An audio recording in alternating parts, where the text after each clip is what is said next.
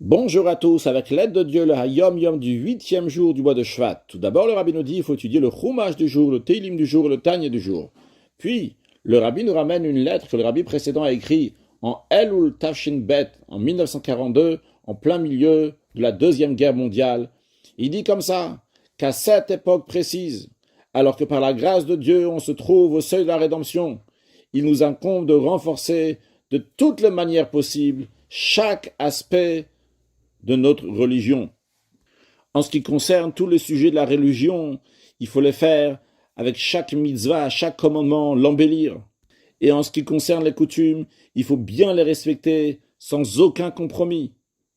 Et c'est un devoir et une obligation sur chaque rave dans le peuple juif de faire savoir à sa communauté que les souffrances et les peines courantes, c'est les douleurs de l'enfantement du Mashiach, ce qu'on appelle les chevle Mashiach, la même manière qu'une femme juste avant d'accoucher, elle a des douleurs de l'enfantement, la même manière aussi juste avant la venue de Mashiach, il y a ces douleurs-là.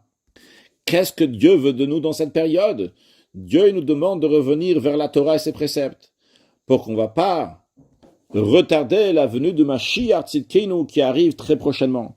Et si ça a été dit donc par le Rabbi précédent en 5702, à plus forte raison dans notre génération, que le Rabbi a dit plusieurs fois que nous sommes la dernière génération de l'exil et la première génération de la délivrance, alors c'est sûr et certain que la délivrance est encore plus imminente et que tout ça s'applique à nous aussi. Et comme on connaît l'exemple qui dit que quand une femme n'a pas accouché à tel moment, alors on dit que quand le temps passe, alors c'est sûr et certain, à plus forte raison, qu'elle se rapproche encore plus de l'accouchement. Donc c'est déjà à l'époque du Rabbi précédent, il dit que la venue imminente de Mashiach, a plus forte raison, dans notre génération, un excellent Yom.